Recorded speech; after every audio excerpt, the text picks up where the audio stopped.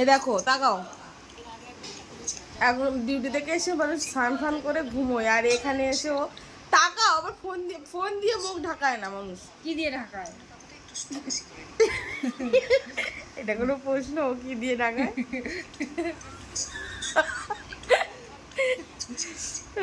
দাও তোমার টি শার্টটা খুলে ঢাকাই। Good idea. দাঁড়াও, তোমার ওই ওপরে, তোমার এখান থেকে এখানে দাঁড়াও, তোমার এটা দেখাবো তুমি কি করে রেখেছো।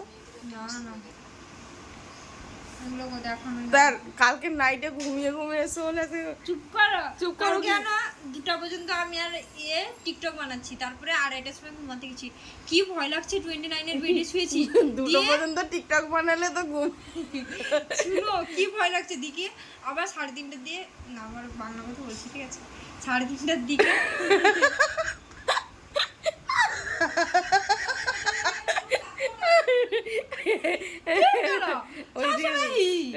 তুমি তো বললে নিজে থেকে। অপর্ণা দিকে আবার গিয়ে ডেকেছে না, সেখানটায় না ভূত আছে 29 এর বেডে। আমার কি ভয় লাগে গেলে, আমি আর সেখানটায় ওটা তোমাদের মনের ভুল, কোনো ভূত টুত কিছুই থাকে না ওখানে।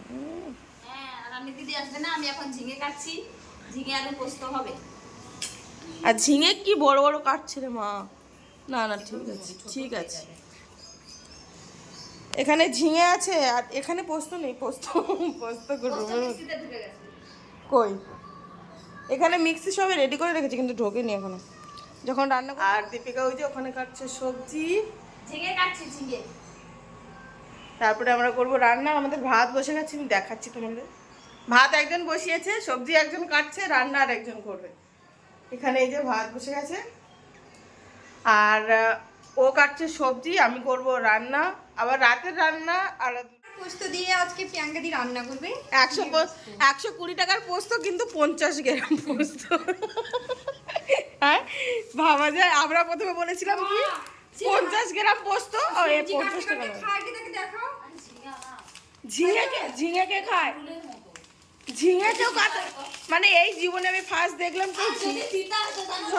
শোনো শোনো, তার থেকেও বড় কথা, না 1 মিনিট, ঝিঙে হাফ কাটার পরে কে টেস্ট করে? হ্যাঁ ও ঝিঙে খেতে ইচ্ছে হচ্ছে সেটা বলছে না, বলছে কি ঝিঙে টেস্ট করতে হয় নাকি কাটার সময়। হ্যাঁ খাও তো, তুমি খাচ্ছ আমি দেখেছি। দেখো এখানে মানুষ কাঁচা ঝিঙেও খায়। এখন আমাদের প্রিয়াঙ্কা দি আলু কাটছে। আলু সেদ্ধ করার জন্য আলু কাটছি, পোস্তের আলু না তো। পোস্তের আলু না, আজকে এই যে আলু পোস্ত বৌদি আছে না যে ফেমাস, আজকে আমাদের প্রিয়াঙ্কা দি সেই আলু পোস্তই করবে। হ্যাঁ একটা আলু পোস্ত করার জন্য ফার্স্ট নিলাম এই লঙ্কাগুলো দিয়ে দিলাম, তারপরে দেবো পোস্ত। এটা হচ্ছে পোস্ত, ঠিক আছে। এই পোস্তটা এবার আমরা এতে দিয়ে দিচ্ছি। ফার্স্ট নিয়েছিলাম 7 থেকে 8টা লঙ্কা নিয়েছি, তারপরে পোস্ত দিয়েছি 7 থেকে 8টা লঙ্কা, এই জন্যে কারণ আমাদের একটু মেম্বার বেশি, তাই জন্য। তো ঝালটা তোমরা তোমাদের ইচ্ছে মতো নেবে। আর এরপরে একটু হালকা দেব জল, বেশি নয়, একদম অল্প করে জল দেবো, তারপরে হয়ে যাবে। এবারে এটা দেখো, এই যে ঢাকনাটা দিলাম বন্ধ করে, এবারে দেব এটা মিক্সিতে দিয়ে আমরা একটা পেস্ট বানিয়ে নেব, নিয়ে করব ঝিঙে আলু পোস্ত। আর এখানে দেখো আম কেটে নিয়েছিলাম, কারণ আর হতো আমের চাটনি, আর একটা হচ্ছে আলু মাখা করব, তো তার জন্য সব কিছু এখানে জোগাড় করে নিয়েছিলাম। আর আজকে আমরা রান্না করছি এই জন্যে, কারণ আমাদের আসেনি সেদিনকে রান্না দিদি কোনো একটা কারণে সেদিন ছুটি নিয়েছিল, আর আমাদের অফ ছিল না অ্যাকচুয়ালি, কারো ইভিনিং ডিউটি ছিল, আমার ইভিনিং ডিউটি ছিল, কারো নাইট ডিউটি ছিল। তো সবাই মিলে আমরা এখানে সব রান্না করছিলাম, সবাই হেল্প করছিল সবাইকে, কারণ কেউ একা করবে না, রান্না দিদি নেই মানে সবাইকেই হেল্প করতে হবে। তো আমরা সেইভাবেই সবাইকে হেল্প করে সবাই রান্না করছিলাম। যেটা আমি বললাম, একজন ভাত বসিয়েছে, একজন সবজি কেটেছে, আর একজন মানে আমি রান্না করেছি।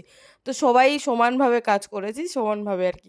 আর এখানে দেখো আর একটা আম ছিল, সেই আমটা আমরা কাজ করতে করতে আমাদের মনে হয়েছিল ও যে দেখালো, ওর নাম হচ্ছে মনীষা, ও হচ্ছে আমটা কেটে লঙ্কা লেবু টেবু দিয়ে মাখিয়েছিল, তারপর আমরা খেয়েছিলাম।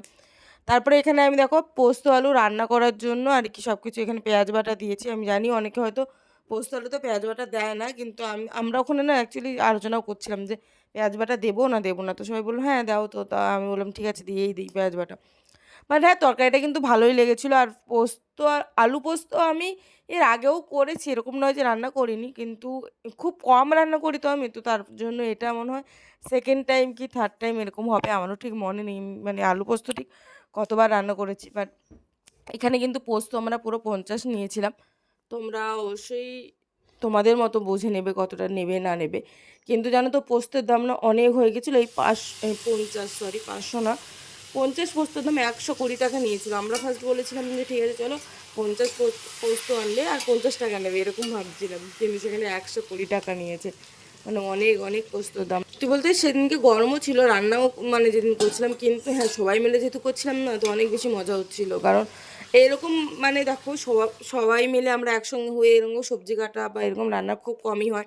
কারণ কারণ সবাই দেখো যখন ডিউটি থাকে সবার মানে একটা করে টাইম থাকে না, পার্সোনাল টাইম, তো সেটা থাকে। আমরা এমনি হোস্টেলে প্রচুর মজা করি, সেগুলো তো তোমাদের সঙ্গে সেভাবে শেয়ার করা হয় না, বাট আমি চেষ্টা করবো এবার থেকে শেয়ার করার। এখানে দেখো আলু সেদ্ধ করতে দিয়ে দিয়েছিলাম আর উচ্ছে সেদ্ধ করতে দিয়ে দিয়েছিলাম, তো সেগুলো সব সেদ্ধর পরে এখানে সব কিছু রেডি হয়ে গেছিলো। আর দেখো রান্না করতে করতে আমার অবস্থাটা ভীষণ গরম ছিল, তো তার জন্য এখানে দেখো আমরা মাখা করার জন্য আমি সব কিছু রেডি করেছিলাম।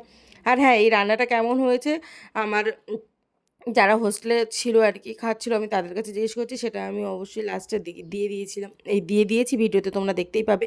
আর অবশ্যই তোমরাও জানি আমার এই ভিডিওটা তোমাদের কেমন লেগেছে। আর আজকের জন্য এখানেই আমি টাটা বাই বাই তোমাদেরকে। আর অবশ্যই তোমরা দেখো আমার রান্না খেয়ে সবাই কেমন বলেছে, ঠিক আছে। আর এটা ছিল আলু পোস্ত যেটা আমি রেডি করেছিলাম, আর এটা ছিল চাটনিটা কিন্তু খেতে সত্যি ভালো হয়েছিল। খুব সুন্দর হয়েছে, বিশেষ করে চাটনি, তারপরে আলু পোস্ত, তারপরে আলু মাখাটা যদিও খাইনি, এখন খাচ্ছি।